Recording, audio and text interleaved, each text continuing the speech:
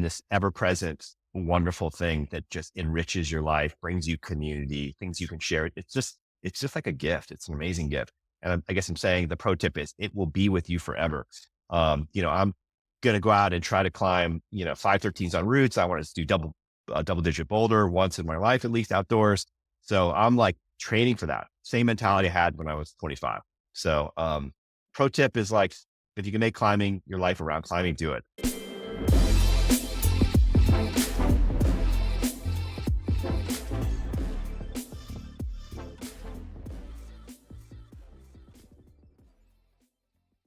Michael Heinstein, welcome to the Testpiece. Welcome to the Joshua. Testpiece podcast. I'm too excited. I can't even say the name of my own podcast. How are you doing today, Mike? How are you doing, man? I'm awesome. Yeah. Super fun getting to do a podcast with you and then, some campus training and then head to my gym after. So perfect day. Dude, that is a perfect day. That is a damn good Yeah, Thursday I morning. know. Then a beer tonight. Yeah. All that. So that's some stretching. That's a damn good Thursday night. Okay, Mike, you are an extremely accomplished entrepreneur. You founded art.com, which was last publicly reported at doing over 200 million in annual revenue. It's a big number. But what all those Wall Street Journal articles about you and your company didn't mention is, Mike, you're a lifelong climber.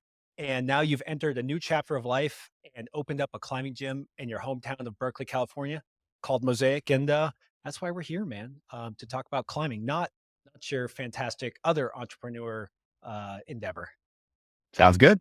So I mean, of course I want to go into Mosaic. I love that freaking gym. Yeah. Really unique and Thank you. interesting. But how this podcast kind of came to be was when you were probably 6 drinks deep in Berlin on a tour of Europe with the Mosaic team, and you texted me saying, quote unquote, "I've got some great insights on the potential direction of climbing market from Berlin. Such a different gym scene here. Super interesting." So yeah, let's just start there. Like, how did you find yourself in Berlin touring the gym scene? And which sounds pretty freaking awesome, by the way. That's not just a good Yeah. Thursday, that's a good trip.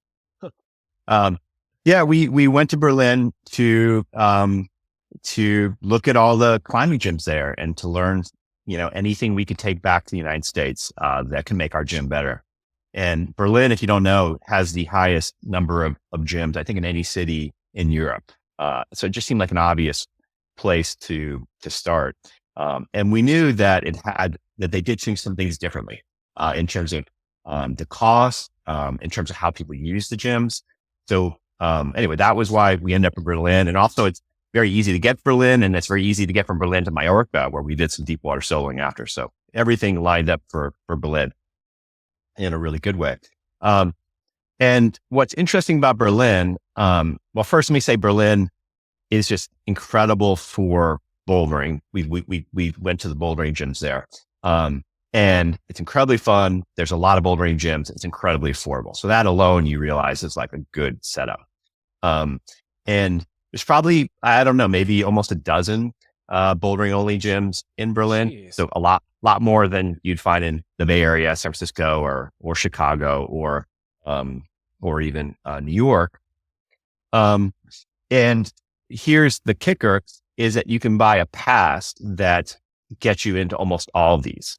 So it's one pass, $80, and you can go to 11 bouldering gyms and to rope gyms if you want, and other types of gyms, all for $80 a month. So it's this completely different way of engaging in bouldering and climbing. And so the typical climber there might have a neighborhood gym where they go to primarily, but then they'll go to other gyms to test out the new sets, different styles. There's outside gyms, Brightside, for example, which was amazing. So you aren't a member of just one company gym. You access all the gyms, almost like you go to multiple crags as an outdoor climber. And so this is a very different way of climbing than you see from almost every American. And they do it for less. Now, if you don't want a membership, the day passes are only $12, $13 a day pass. So much more affordable, more gyms, more diversity of setting, more people climbing. It's just fantastic. So that is way different. Is there any of what I'm going to call mega gyms, like these, I don't know, like 40,000 square foot things with yoga and like daycare, Like, do they have any of those, or is it just all these smaller gyms? I can't speak to the rope gyms. There may be, but it's not dominated by chains the way we are in America. So that's one thing. And then the largest bouldering gym, which is amazing, Block, which is which is huge, is not part of that pass system. So they don't participate, but you still can go there for $12 a day pass. And so you'll find like V12 climbers who they're part of this Uber membership and they climb in all the other gyms, and then they'll do a day pass at Block and pay $12, once a month, twice a month for their set. So it's not, and it's like, it's a wonderfully European model versus America, which I would say is like more chain based, than probably than Germany. Yeah, and the thing that really perked my ears when you said this was that you described that it allows for a lot of creativities in different gyms. So it's kind of true where, at least in my experience, where in America, or the areas I've lived in, all the gyms are kind of the same. And so you often just pick the one that's near you. You hope that maybe it has, good walls, but really it's typically not worth driving across town for something that's like basically identical. And so, yeah, did you see a bigger diversity of gyms because of this model, which, would be a really cool thing to hear as a climber? Yeah, I mean, there definitely was. There was diversity in setting. There was a lot more modern setting, more compy setting, I would say, than is typical in America. And then you had gyms like Block or Kreuzberg. I forgot the name of that gym. It's in Kreuzberg, the hip area of Berlin. That said very modern, and then you'll have more kind of flow type setting elsewhere. You might have gyms that have more kids opportunities. You have like Brightside, which is outdoor climbing, which is great during the summer. You can be drinking beer and climbing. So there's definitely a reason Can't to do go that in to. America. I don't think No. America usually lets you do that, but that's why I love Berlin. Sorry, go on. So and they're all in cool areas of Berlin. You're kind of like, oh, I want to go to Kreuzberg. We'll get some food in this place. We'll hit up the new set at Kreuzberg, and it becomes like a day trip. And I think it's just a very different way of engaging in climbing. You're right that I'm sure some gyms people don't go to because it's irreplaceable. But imagine, and then when you talk to the gym owners, this is the other new thing, is that nobody has monthly memberships. Like, I think it's like 2/3 of the people coming in are coming in on this Uber pass that gets you in. So the gyms aren't worried about monthly memberships. All the flow comes in from this central pass everybody's buying, and then people come on day passes who are not part of that. Anyway, really interesting. And I thought the setting was great. I think setting was relatively inspiring for gym setting. A lot of gyms don't spend a lot of time on setting. It's costly. It's hard to find setters, but I think they did a really good job. Did a good job all throughout Berlin. Yeah, yeah. I thought it was really interesting, this idea that you could have gyms that maybe are hyper modern setting that have a ton of slab and they're just really compy style. And then maybe, you open up a gym in a different part of town and all it has is moon boards or something. Or maybe you open up a gym and it's like all for kids, or like you said, outdoor oriented.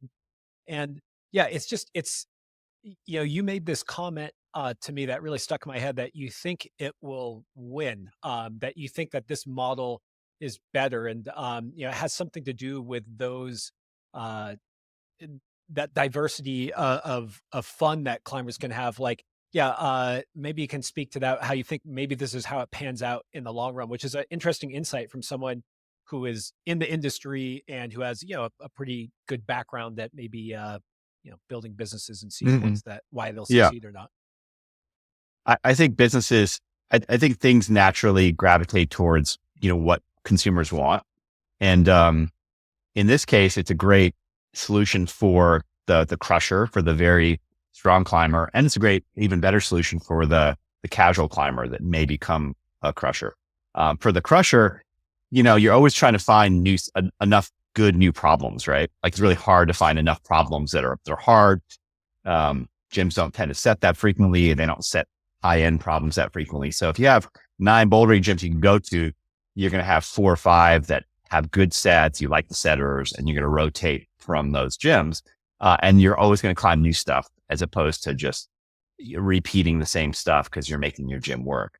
I see that happening already in the Bay Area, where we now have we've had a diversity of small gyms, additional gyms, a whole big other topic, but there's these traveling groups of crushers that go to all the gyms, they film it, they post it, we share it to our story. So now it's modeling the Berlin model. In this case, they're paying day passes to get into each of these other gyms to follow the fresh set. But in Berlin, you don't have to pay day passes. You're a member of this one pass, and you get to follow the good setting. So really good for crushers because you're always climbing new problems. And and you find your favorite setters and so on. For the beginning climbers, it's even better because you remember this Uber gym pass. You're doing your boxing, you're doing your yoga. Hey, maybe I'll try this climbing thing. And you can climb 2-3 times a month on your Uber pass without spending money. Versus in America, think about here, you're going to pay $30, $35 for a day pass each time you want to go climb in a month. And let's say you're a member of another gym because you're lifting and doing yoga, or you're doing cycling, whatever. It's like adding $70 to your monthly bill just to climb twice. So that model in Berlin has all these normal people getting to climb a little bit. And then they get passionate about climbing and they become regular climbers and they go outdoors and the community gets bigger. And I think having that really easy entryway into climbing is just wonderful for climbing, wonderful for getting more climbers. You could argue, do we have too many climbers, access issues, all that, but I love how egalitarian it is in terms of access to climbing. So good for crushers, good for the casual person. And all the gyms seem to be making money. They're not making as much money as the big chains might make here, but like you have a lot of gyms, all getting by, happy low-end climbers, happy crushers. Seems like a system that's gonna spread. And I saw the same thing in Barcelona is starting, and I think that model will take hold here eventually, to at least in the big cities. I think that was really important that you pointed out that the Uber Pass, which I just like that name. The Uber Pass gets you into things other than climbing, right? So Yeah. it's kind of like boxing, probably CrossFit or something. I don't know, maybe CrossFit's a very American thing. It's it's Mike, it's really tough being a crusher. Being a crusher sounds rough. You gotta go to all these gyms, you gotta crush their problems. But it is an interesting thing that we were talking about the Bay Area, and something that really stood out to me is that you said something along the lines of gyms that try to capture the strong guy or strong girl market, like the crushers. We'll just say the crushers. Probably will fail in the sense that if you're a really strong climber, you probably will still belong to a really big gym and a big chain of gyms, because then you have access to a lot of problems. And then you're so enticed by your sport anyways that you're going to travel to all these things. And I just thought that was an interesting insight, that perhaps that attempt to capture that niche may struggle, and that the answer may be in more ubiquitous access for them. Yeah, that's a really good observation. And I'm not sure what the outcome will be. The argument for the crusher gyms, and this is I think a really good argument, but also has a fault, and you'll hear the fault, would be GP81, amazing gym out of Brooklyn that no longer exists, not because it wasn't successful and amazing, but because it was typical. They lost their lease. And I think it's being turned into condos or something. But probably the first mainstream crusher gym, and had a huge following, great setting, built it in a bootstrap way, and was thriving next to Vital in Greenpoint there in Brooklyn, which is perhaps is the most expensive bouldering gym in the US. Super sexy, rooftop climbing downstairs, yoga, cycling, beer garden upstairs, overlooking Manhattan. I mean, sexy. And those guys know what they're doing at Vital. And so, but it still thrived. And so people want crusher gyms with that kind of community that, but I think it can thrive, but, um, but it's hard to know because what I see here, what I saw in Berlin and what I see here is that the crushers, the main thing you want is a lot of really high quality problems, and you're willing to travel for them. And you want access to training boards, but you don't need them all the time. And so I think that's probably the outcome, like not going to one crusher gym, but it's like having 5, 6 gyms, different kinds of settings. Maybe one or two of them have training boards to go to when you want to train, and you're just rotating through this, through these problems, and you're integrating them and going outdoors, and you're finding problems maybe that are similar to the project you have outside. That's what I saw in Berlin. I mean, that I think that it really services the serious climber as well, and it services the casual climber as well. It just doesn't service the big chains well because obviously they win by owning the Bay Area or Brooklyn or Tempe or wherever, and then if you own it, you can charge what you want. You don't have to set very well. It's the downside of monopoly. It's not saying that they'll do that on purpose. It's just you have a lot of power when you're the only game in town. And that may not be what's right for climbers. I just want to take a moment to shout out to GP81 and say I'm so sad to see them struggling, dealing with that lease issue. I went and I visited, and when I was in New York, I went to go see GP81, right? Like that's where I wanted to go. I remember striking up a conversation with, I don't know if he was the owner. I'm blanking on the name now. And he kind of found out that I was, in the industry, and this was a while ago. And he was like, "Oh, just come on in. Like, you don't have to pay." I said, "No, man. Like, I want to support you. Like, take my money." Yeah. And I just Yeah, thought it please. was so cool. This community, So, we just talked about, the strong climbers and, and GP81 thriving. But after being at GP81, I would argue that yes, maybe that was where the strongest of the strong trained, but it was a community. And really that community focus is something that you really highlighted, both when we talk about Mosaic and just in general, that community is really important. And, when you came back from this trip to Europe, you really said to me, small gyms are great. I mean, you already knew, but I think this Yeah. even made you want to double down on community is important. Small gyms are special. And I just would love to dive into what makes them so special in comparison to those mega monopolies. Sure. Well, I think the truth of it is that if you take a number of 1,000 climbing gym members, maybe 50 will be crushers. They're the people that are, trying to become double-digit boulders. They live to go outdoors. They have their project. The other 950, you're going to have some intermediate climbers. You're going to have a lot of beginner climbers. And for everybody other than the crushers, their main gym is going to be your gym. And they're there, in part for the community, that is the other members. And so, and that means as much to them as climbing. They're not like obsessed climbers. They're people that like climbing and, but they might have liked, yoga as well, or they might like paddleball, or they might like, it's a complex reason why people, join climbing gyms instead. In our case, Mosaic, we are hyper local, hyper neighborhood. I mean, we're about as neighborhood as you can get. And I think it's a great model. We are 1 block from UC Berkeley. There's 40,000 college kids. Bouldering tends to be a young activity. If you go to the bouldering gyms, the younger people are bouldering, the older people are rope climbing. Just tends to be the trend. And young people increasingly are choosing bouldering first. So I really saw it as a chance to offer something really wonderful to the university and to the city. And I went to that school. I live in Berkeley. I walk to work.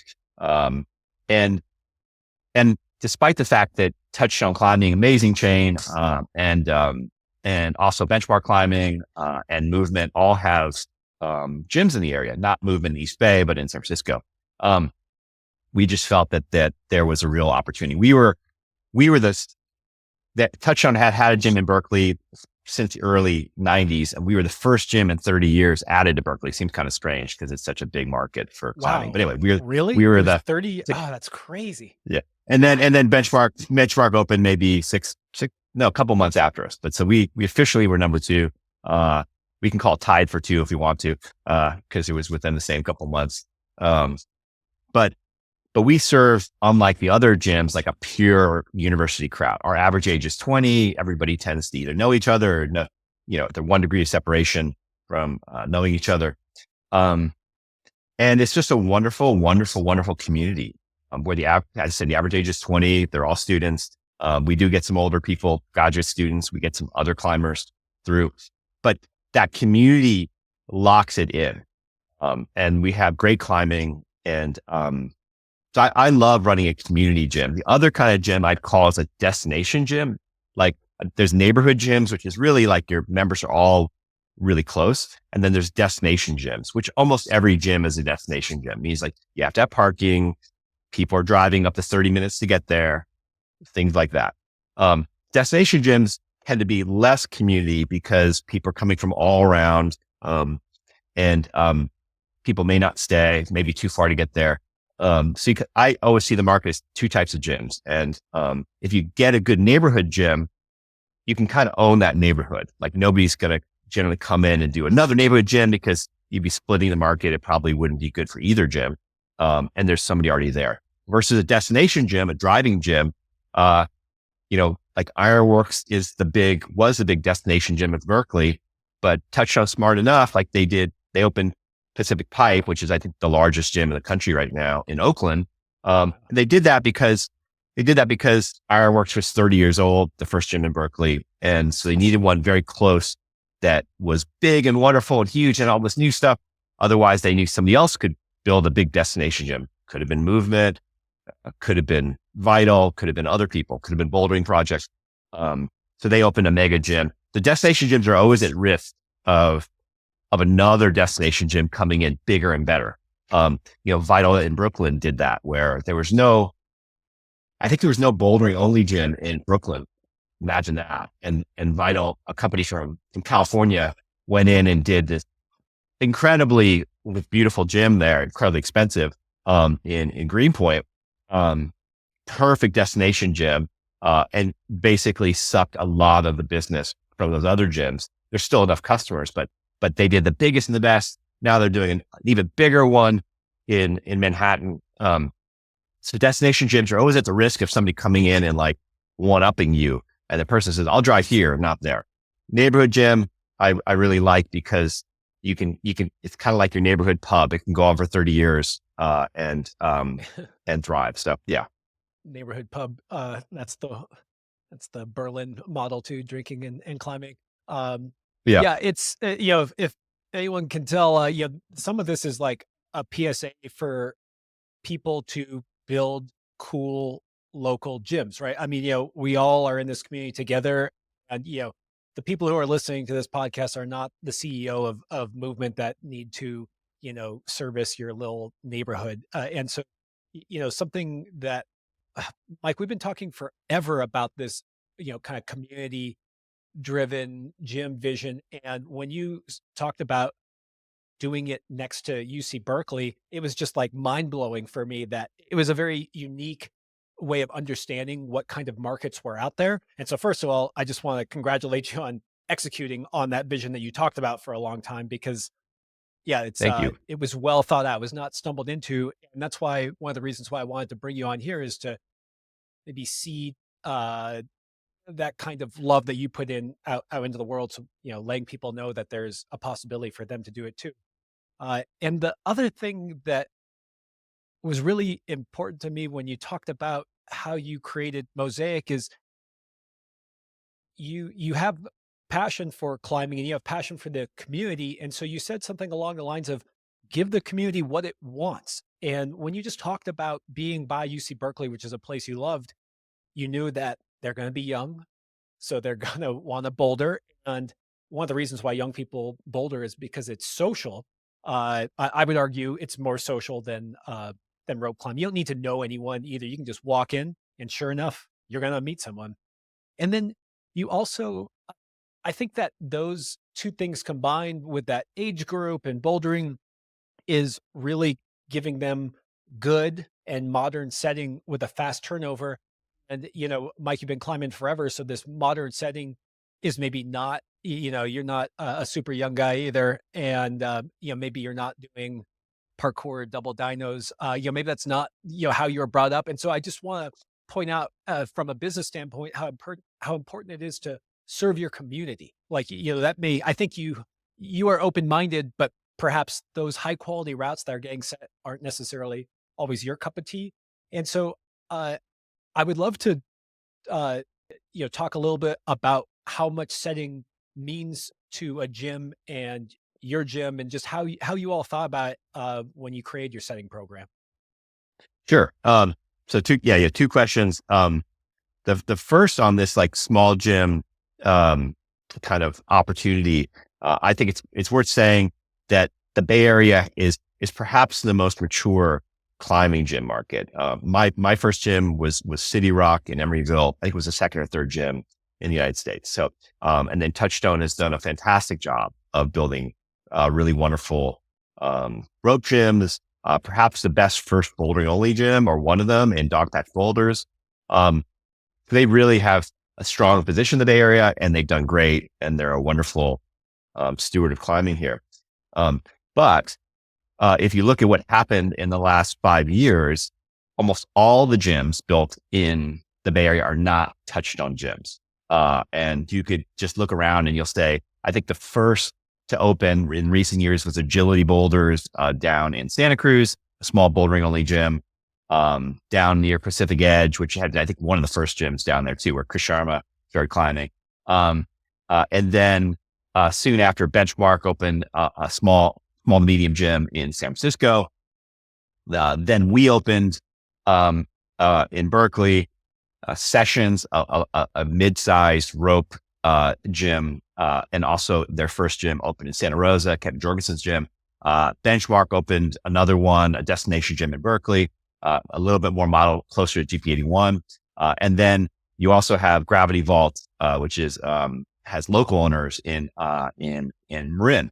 So you saw this huge explosion of new climbing gyms in the most mature market. And that's just wonderful. It just added a huge diversity of climbing to the area. And now this whole thing is playing out about how people climb here. It's great. But I'm a big advocate for small neighborhood gyms. And I think it can work in lots of places because it's working here in the most mature market in perhaps the world.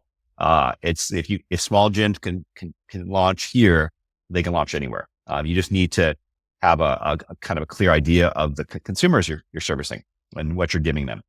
In our case, our customers, we're super lucky. We have mostly new climbers. We have some experienced climbers. They're all 18. They're super flexible. They're light. They're excited by life. I mean, it's like they have no clue what a climbing gym is supposed to be. And so you're not having to, there's no legacy effects there. You can set how you want. You can build a culture how you want.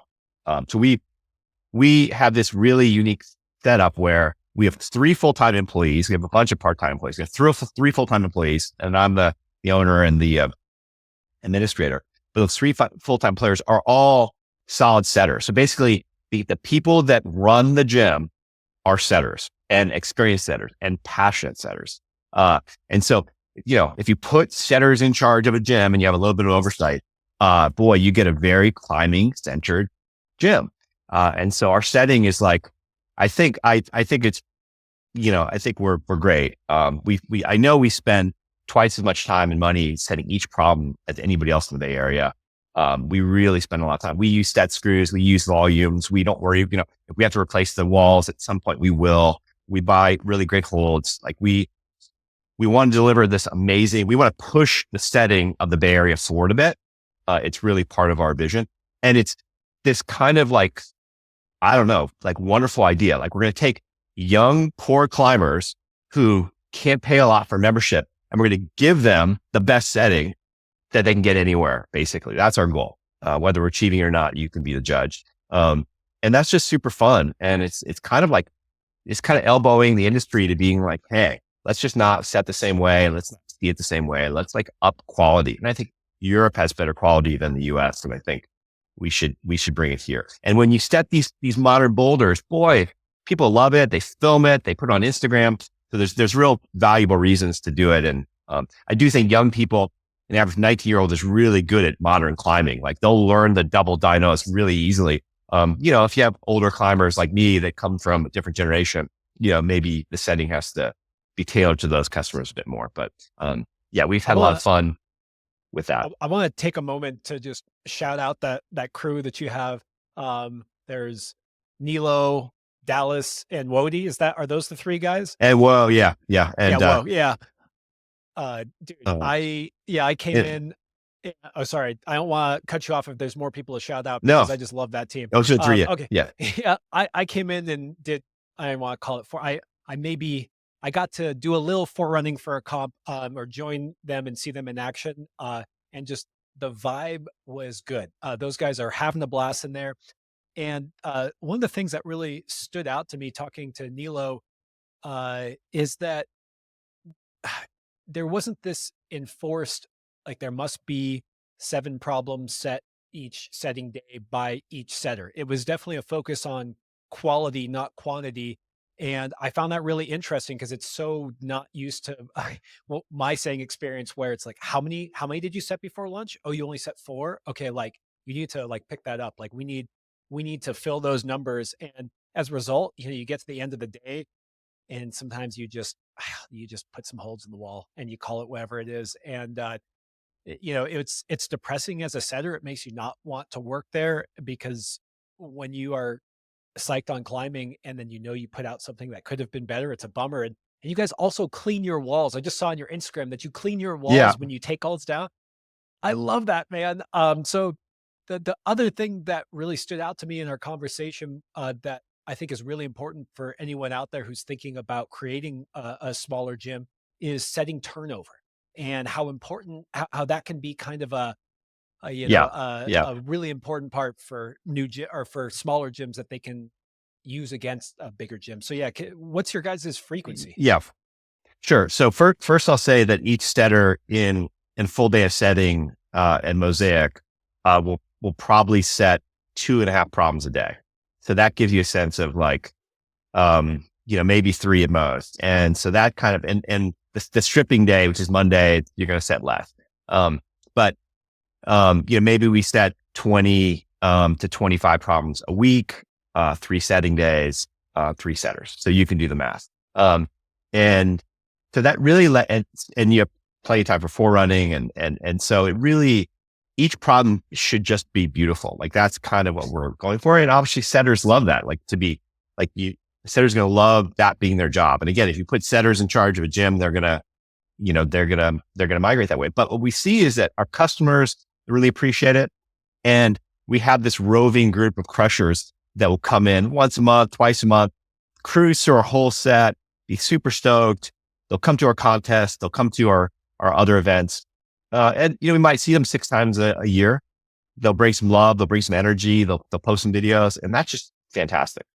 We get a lot of love for the quality of the setting. So if you can work really high quality setting into your business, it's great. I argue that when you set great, you give people a reason to come to your gym.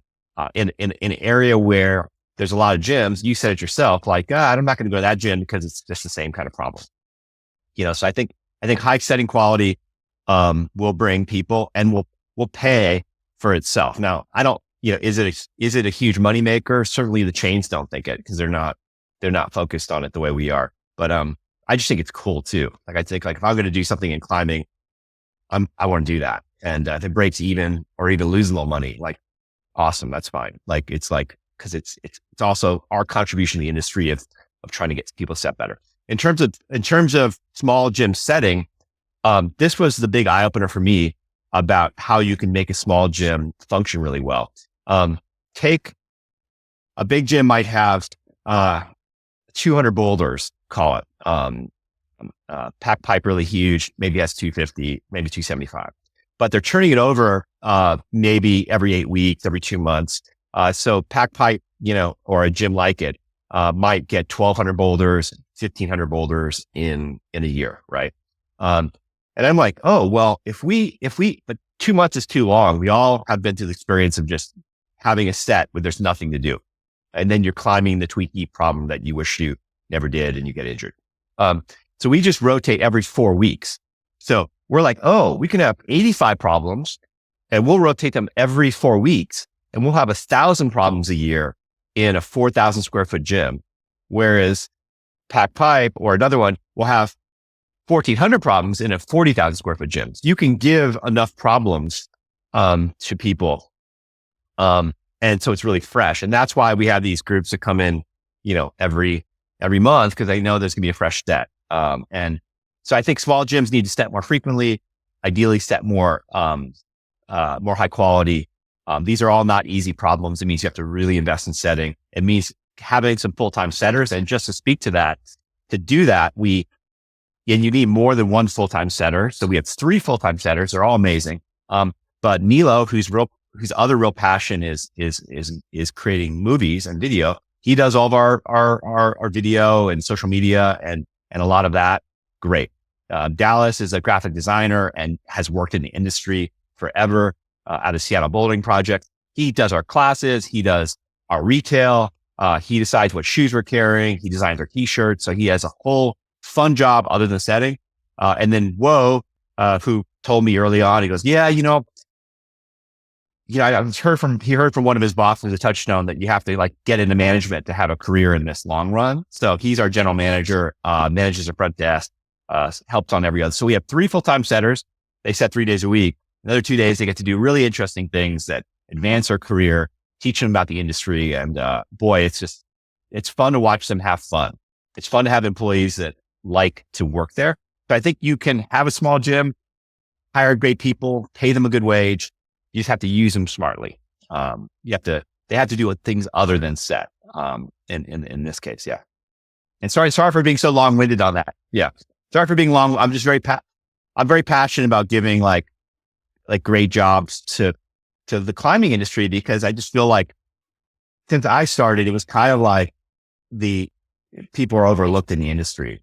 Not to say that owners are bad, but it's just always been a tough career for people. And I take great pride in trying to make our gym a model of a good career for people. Yeah. Well, by the way, I just think that it's tough to set more than about 3 days a week physically. People get hurt setting. And so giving that its due, and then being reasonable about the physicality of a job like that. And I hate to say this, but I've heard complaints from route setters or people for a long time about not getting paid enough, or not making a livable wage. And, and it's that kind of mega gym monopoly thing where they don't really seem to care about setting. And I think they have a good argument that they kind of had that monopoly. They say, well, we're the only game in town. People just come for this reason. So we're not going to invest in setting. And it takes someone to buck that trend, to showcase another model that works. So that was always my critique to people in the industry, is they would complain, and it's like, don't complain, build something that works, that's different. And so just, kudos to you to building something to change the model versus just whining about it, which is what people like me might do. Well, yeah, I want to emphasize that that setting turnover, because something that everyone knows is that after the first 2 weeks, no one gets on the problems anyways. You just see these swaths of climbs that are dirty and chalked up. Everyone is either done, or there's only that tweaky problem left that they just don't really want to do. And so it's not just even that you have roughly the same amount of problems over the year. I would argue that you have more problems that you want to climb on over the year. It's like you're getting that turnover. I think that's a really, really important point to emphasize. Yeah. I mean, one thing that speaks to, I think, your vision, because you really have spoken passionately about the power of Testpiece climbs, like of these perfect climbs. And so, and we spoke about that even before, my gym was setting. And as we think of each set, we want to have a couple test pieces that are just so beautiful that people are going to be sad when they're gone. And like right now, we have this white dyno paddle V10 in the gym, and it's seen like 10 or 12 ascents, and everybody films it and sends it to us because they're really proud of it. And but it's just so fun, and that that it's such a test piece. So, I think when you're setting seriously and you give the setters freedom to create a test piece, they will. And it's hard. I mean, it's hard to create something really good. It doesn't happen every climb. But sometimes you get the A+ climb. And in that right now we have that one and people are just psyched on it. Like people are coming into the gym to do that specific climb. And that quality, like I just hope that seeps into the chains where they're like, oh, why don't we set that way too? Why don't we really, really make this art? And I hope the industry goes that way because climbing is, I mean, there's nothing better than climbing a truly beautiful climb. And, Art. it's, I like that. yeah, Art. yeah, I want to echo that, that experience that, I have had, both outdoors and sometimes indoors where you walk into something and I don't care if you're a beginner climber or an expert climber, you just see those holes, you see that prow, you see those colors and you say, I want to climb that one. And then you see someone on it like Nilo doing a paddle dyno and swinging around wildly, or you see a video of it and just, I like that you call them test pieces. You mentioned that maybe you would bring them back the next year. I thought that was such a cool idea to, if that V10 is special, to bring it back for, those people who maybe failed on it their freshman year. And then can they yeah. do it their sophomore year? Can they do it their junior year? But yeah, I just thought that was a really cool idea. We talked about that and I ran it by, the people that run the business, Nilo and Dallas. And they were like, huh, I don't know. It's like, there's something, yeah, I can see how it's like real climbing where the test piece, Bird of Dreams is going to be there for 40 years and people are going to go do it. But they also something beautiful about it being ephemeral. And they were just saying how hard it'd be to recreate it because it exists in the context of all the other problems on the wall. If you're just setting that one, so I don't know if we'll do that, but it's a great example again of like, put your setters in charge of the gym. I mean, have somebody overlooking the business side and being the voice of reason around economic issues. But like, boy, when you put when the gym is run by people that love climbing, good things happen. So yeah. No, that's so cool. I mean, that should be the goal of a business is to put people that into positions that they love so that they can do what they do. I totally got that vibe. Well, let's launch a little bit into kind of some of the I mean, we've done a lot of recommendations and industry learnings, but there's definitely people out there who are coming up, getting older. Maybe they're setters, maybe they're front desk right now, and they have a dream of kind of following in your footsteps.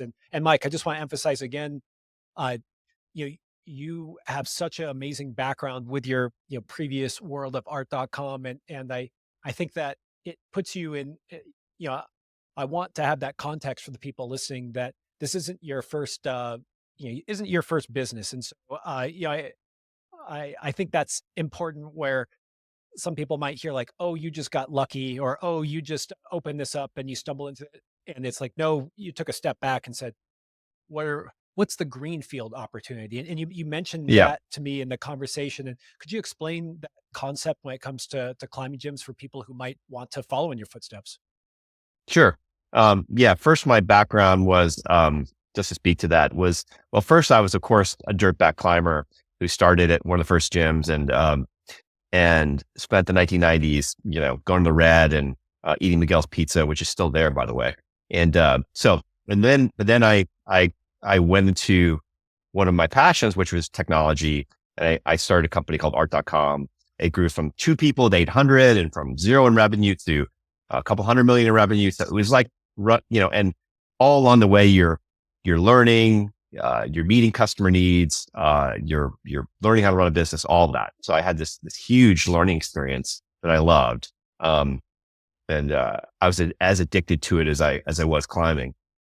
But then I took that knowledge and I kind of, pursued my passion with it, which was owning a climbing gym in Berkeley because I wanted to walk to work and I really wanted to contribute to Berkeley. So that in terms of greenfield opportunities, there's a lot, and you can see the expression of that in the Bay Area. Again, the most mature climbing market, but has had 5, 6 new gyms open.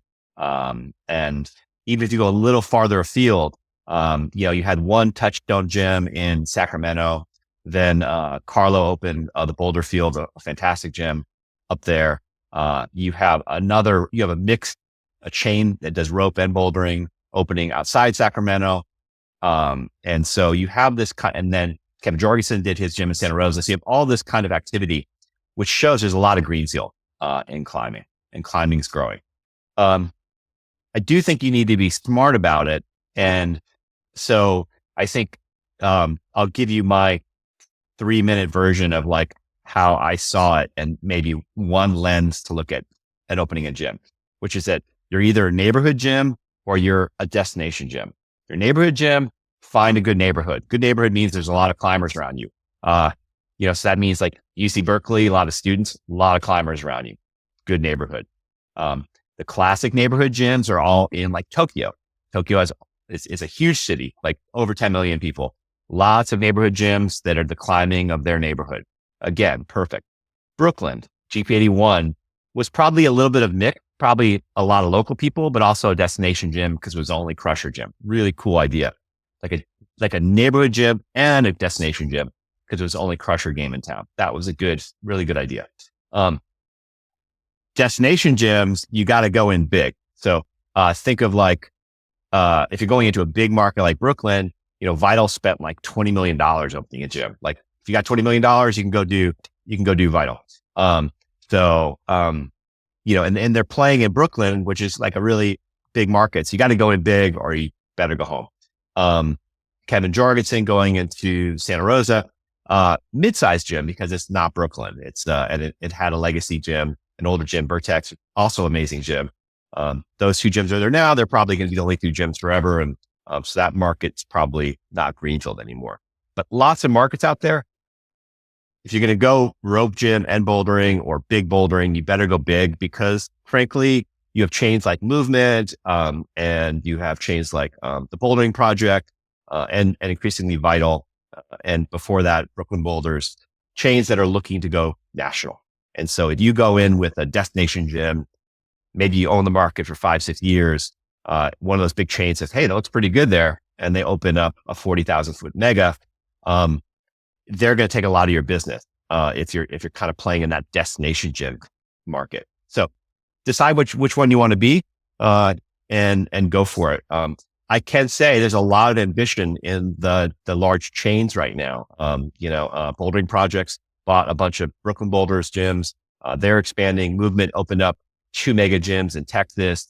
They opened up 2 more in Chicago. They just bought a local chain, Summit in Texas. So Touchstone is kind of sticking around California, but doing lots of expansion.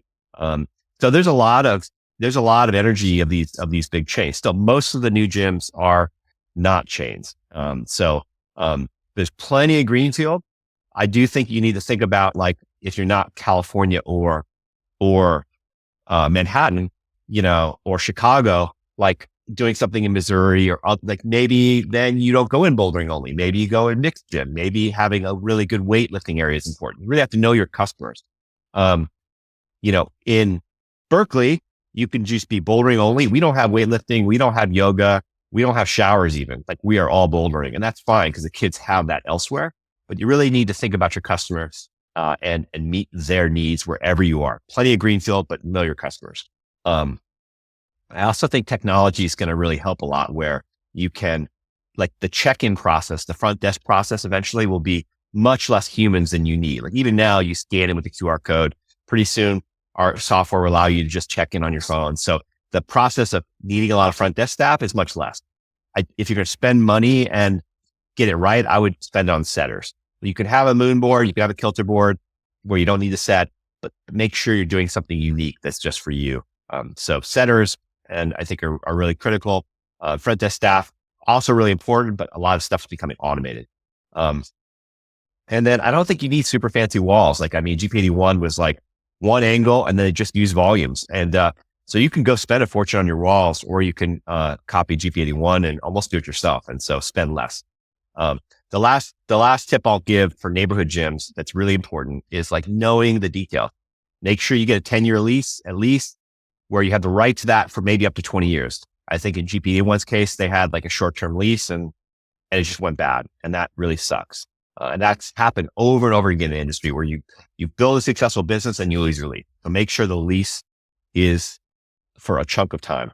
And then make sure you're not spending too much money on the build out. I talked about the walls. You can keep them simple. You can use volumes, but little things like you don't want to have to build bathrooms. So look for a place that has bathrooms already. It costs a shitload to like build bathrooms. So like don't find places that don't have bathrooms. And find places that have high ceilings that are aesthetic and all that. So be really careful on the spending up front, because, I think that could bite you. And with interest rates high now, if you want to borrow money to build a gym, it can be pretty onerous. Lots of greenfield, get the details right. If you're opening a small gym, feel free to contact me and I've advised a bunch of people. I just want to see the industry do cool stuff and I like helping people. I'm happy to offer any input around opening gyms. So yeah.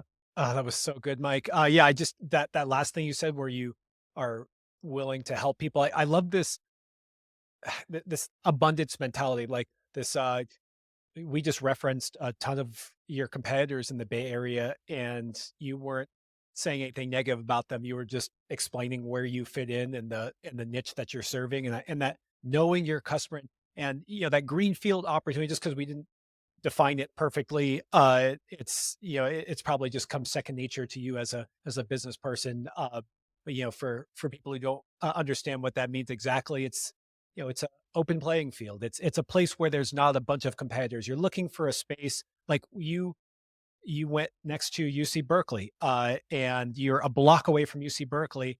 And I would argue that you're probably creating a bunch of climbers rather than trying to Oh, for soak up sure. the market. Yeah. So just thinking about business that way, where you find a place where no one is and there's people who want to be served, and then leaning into the community, like you're saying, and understanding your customers and giving them what they want, not just maybe what you want to build.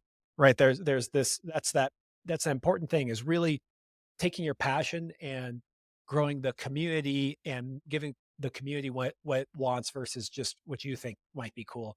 Just I was going to add just, that greenfield that you're speaking of, people are still seeing that in the Bay Area after everything I've described has happened. There's a new group that just announced, the California Climbing Collective, run by one of the former head trainers and coaches at Movement, Radu. I don't know if you know Radu.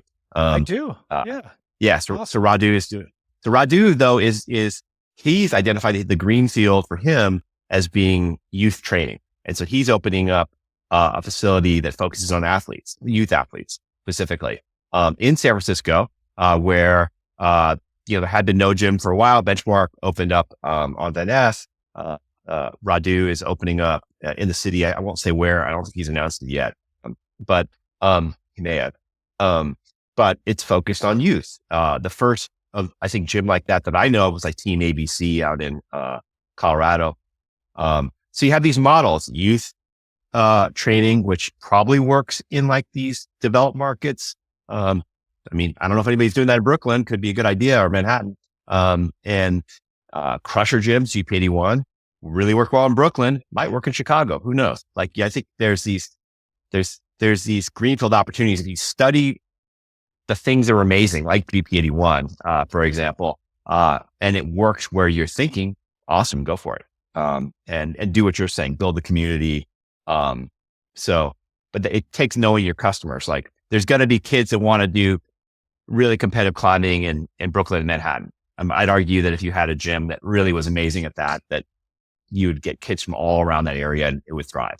So yeah, That's so cool. and that's where Radu is thinking about San Francisco. Yeah. Yeah, that's such a good definition of greenfield opportunity. This is where if you're going to compete among these mega gyms, you need to be differentiated. You need to understand what your proposition is there. And then I love that you really call out these other few things as just must do things. There's location, if don't get your location wrong. If you told me that you wanted to serve UC Berkeley customers and then they had to take a 15-minute bus to get there, you're not really understanding what you're doing. And then that lease issue, I can think of at least a handful of other places that all of a sudden, when they finally paid themselves back for that big upfront cost of building those walls and sometimes those bathrooms, just when they're starting to really get their niche and their community dialed, they run up against a lease issue where it's ending, their lease cost goes through the roof, or it's just fails to renew because condos go in, like you're saying. So I just really important there that to emphasize that. And yeah, and again, I just want to remind people that Mike, you may not be currently crushing V12, but you're definitely a V12 entrepreneur. So everyone should listen to those tips because you are definitely the most accomplished in that area that we've had in the podcast. And so just love hearing that. And we don't have to go off of industry learnings or anything, but maybe we can transition to a pro tip from you, which may be a little different from our past guests like Nathaniel Coleman. But yeah, what's Mike Heinstein's pro tip? Oh, well, first I'd say we had a big contest with Nathaniel Coleman. So I'm happy to be following him. We had the Telegraph Turn Up, which we'll have Telegraph Turn Up number 2 in February. Plug for that. But Nathaniel came out for this big open contest that we did that had him and like Ross Fulkerson and Karakandi and others. But he did a presentation that was amazing as well. So he's got like a project that's like 515D, I think, that he showed some video from, and the kids ate it up. Yeah. They loved it. They loved it. So anyway, big Nathaniel Coleman fan. But I would say pro tip, Joe, but that's a hard one. In my age, you give life tips and climbing tips. So I would say I'll mix one together, which is that if you can build a life around climbing, if you really love climbing as much as I do, then do it. Like, I mean, maybe I would have been better not going into tech and just opening climbing gyms. That's probably I would have made a bigger contribution to climbing, which would have been awesome. But so if you can make a life in climbing, do it, because it's so rare you find something that you're that passionate about. And so one time on this rock, God, if you can make a life in climbing, great. And then 2, as a pro tip, I'm 50, I just turned 56.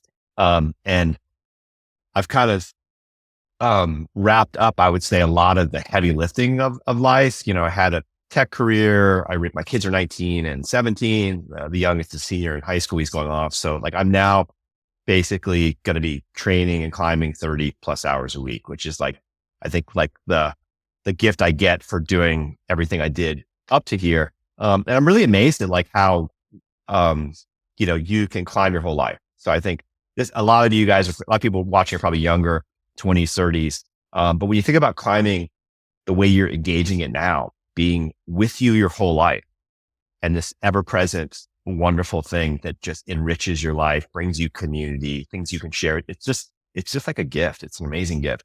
And I guess I'm saying the pro tip is it will be with you forever. I'm going to go out and try to climb, 513s on routes. I want to do double digit boulder once in my life, at least outdoors. So I'm like training for that same mentality I had when I was 25. So, pro tip is like, if you can make climbing your life around climbing, do it.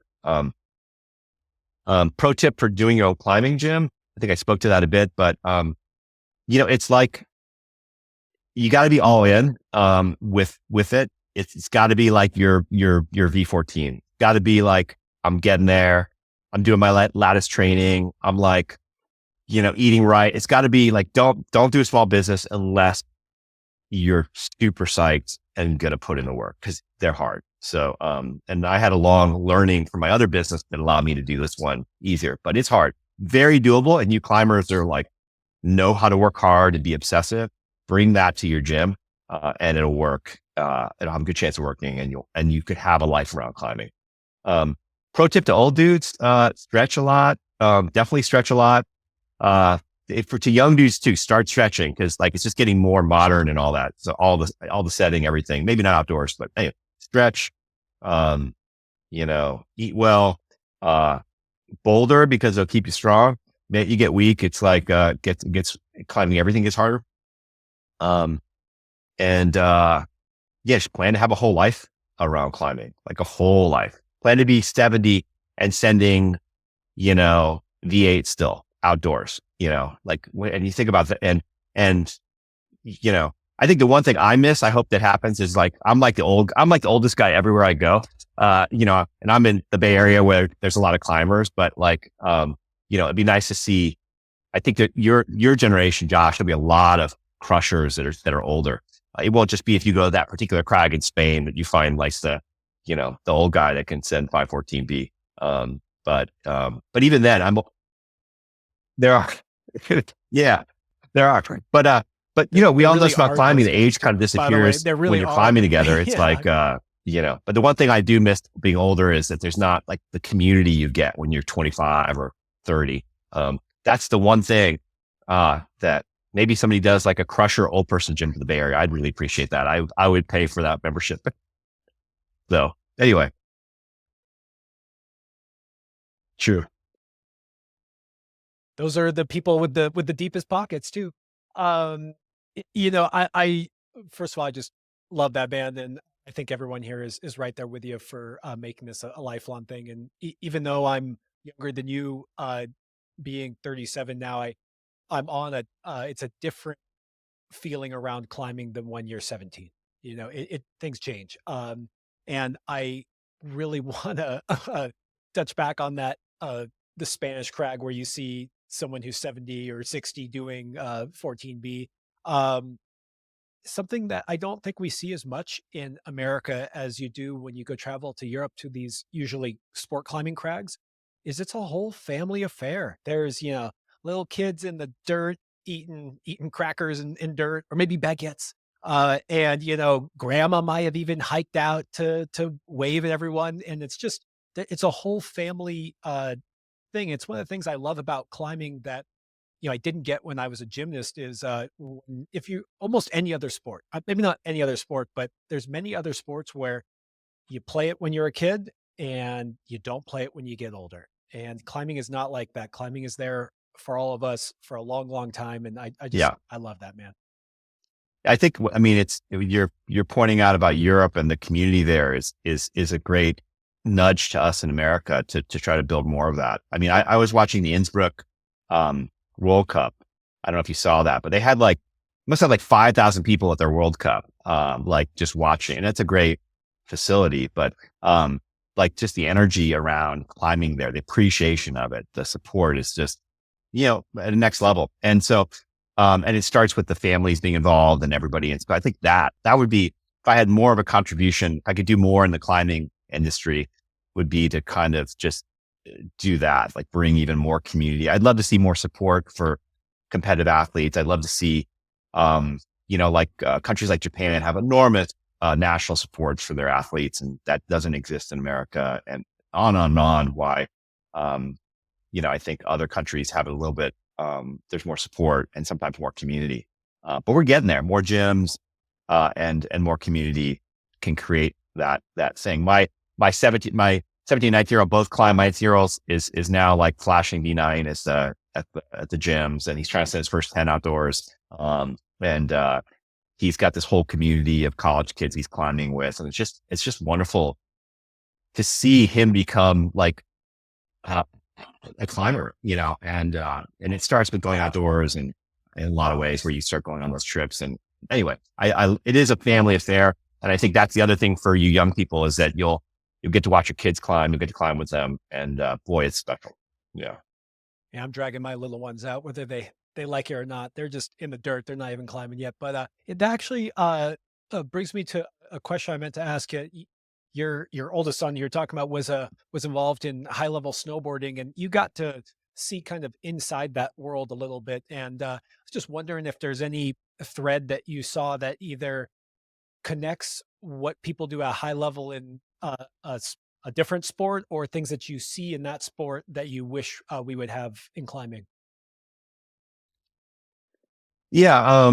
Snowboarding, one amazing sport. And an active sport, probably a more risky sport than climbing.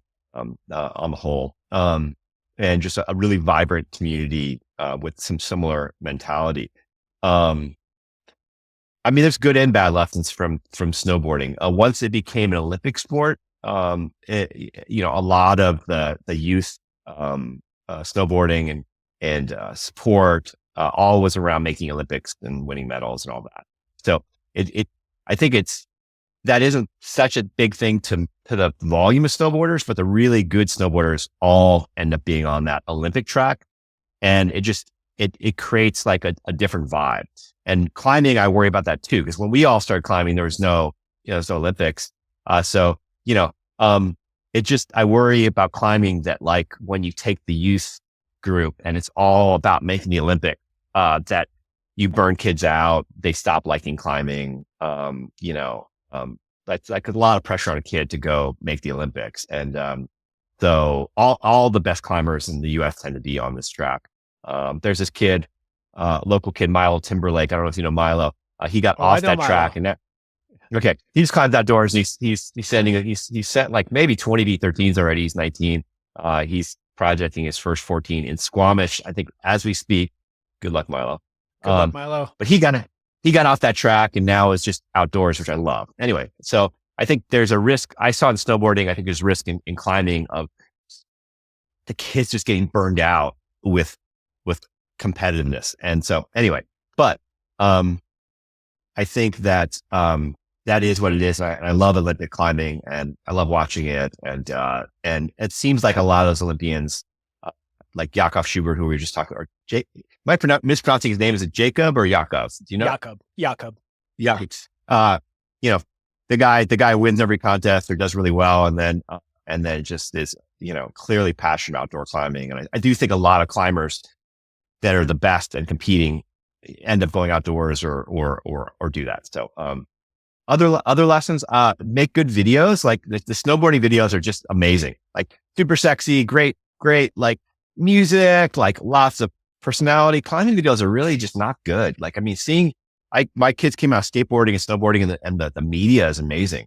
And you want to watch it. I still watch skateboarding videos. And then the climbing videos, we really haven't found a way to make it really sexy and interesting. I think Yakov's deep water soloing videos that's sexy as fuck. So it's like, but that's a lot of money, but I think kind of finding a way to make the media sexier would be really cool.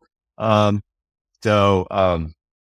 that's something else from snowboarding, and they get to dress really freaking cool. This being up in like, up in Tahoe, where the snowboarders, historically they'd be even cooler, but like, really bright colors and style matters. And I just like a sport where it's got to look good. Like, I still appreciate climbers that really look amazing when they're climbing. Like they climb it beautifully.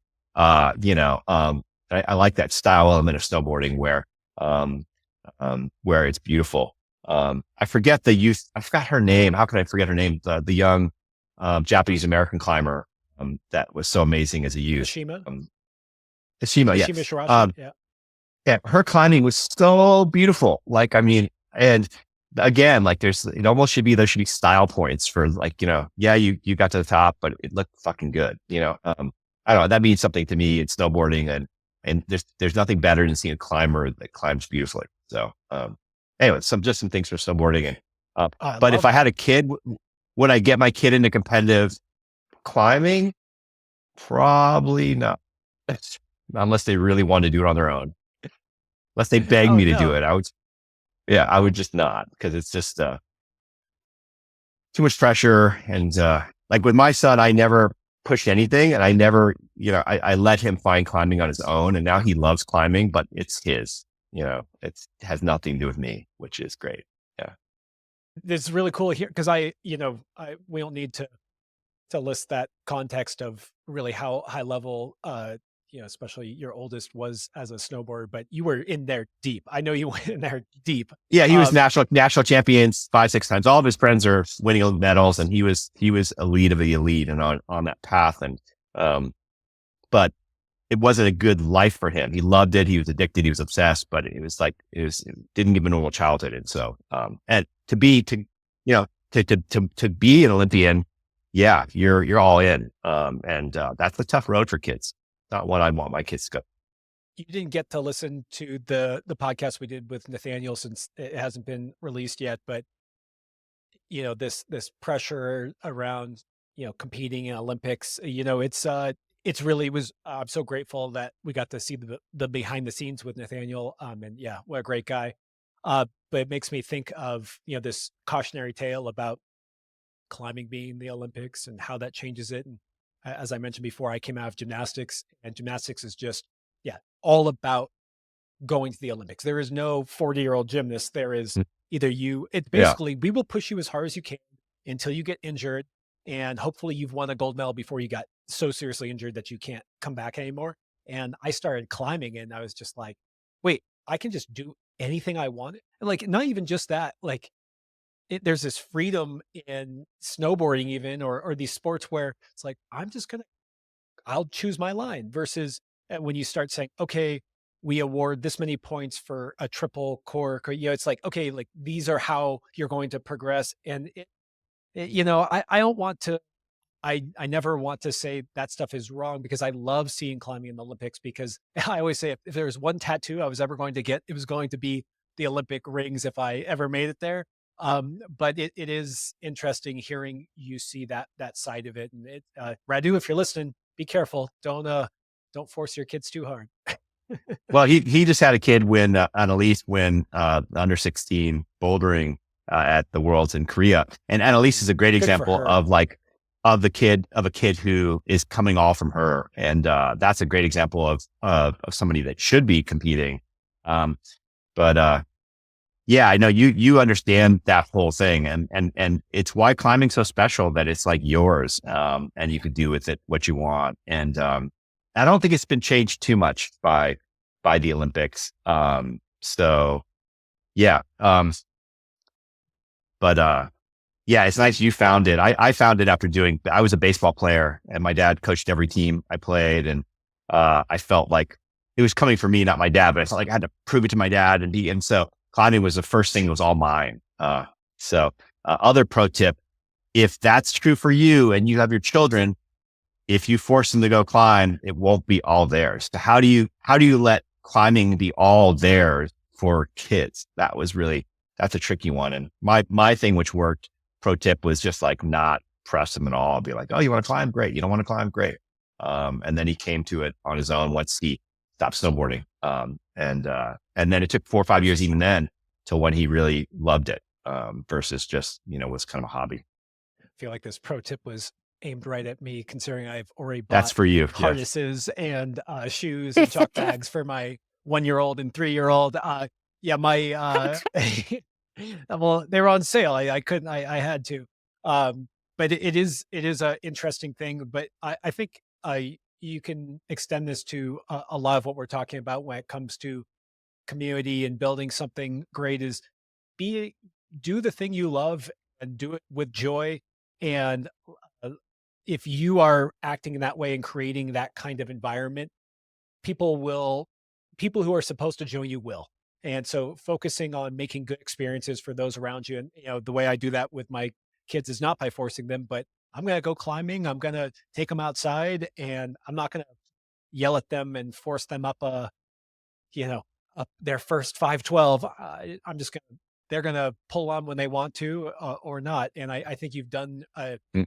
an interesting kind of analogy for that is when you're walking from the dorms at UC Berkeley to UC Berkeley, you walk past Mosaic, you look inside these glass windows, and what are all those brightly colored things with all those smiling kids just like me?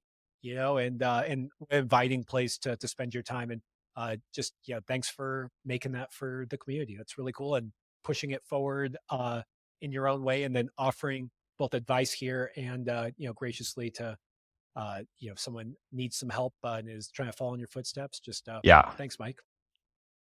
Yeah, no, and I'll reiterate that anybody who, needs any advice on doing a gym or even, anything around what I've talked about, feel free. I've been very blessed, in terms of my business career, and getting to open my own gym. And so, I certainly don't know everything, but, I'm happy to help. And I've been advising some other people that are doing small gyms already. And I do think all the small gyms need to stick together. and help one another. I think the climbers need to support the small gyms.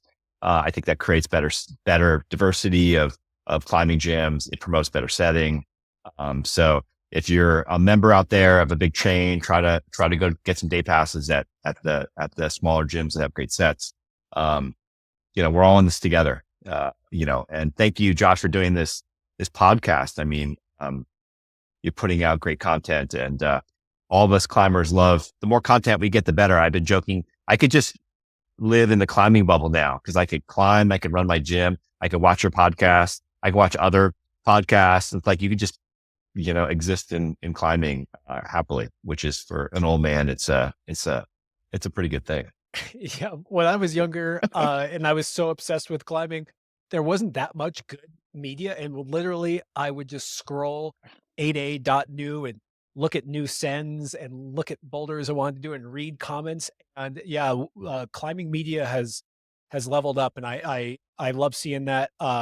Maybe it could get even better. I like your call out for us making climbing videos that are even more exciting, because I think Deepwater Soling and Jakob Schubert's recent videos, which we've talked about on the podcast a bunch because I love them so freaking much, is a good example of Deepwater Soling is already pretty sexy. Let's face it.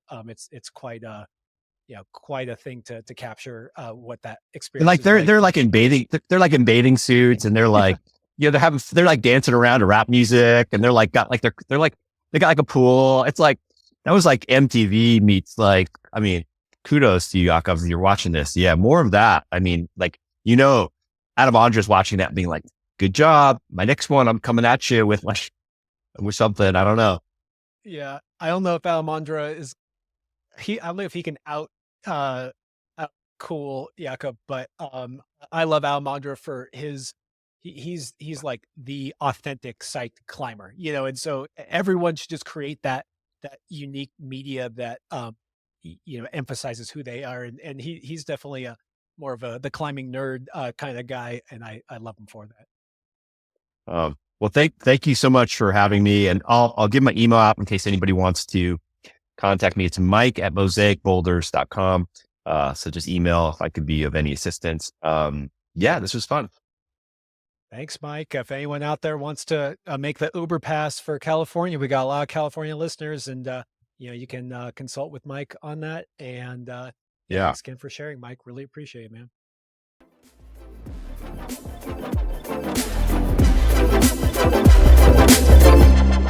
Thanks for tuning in.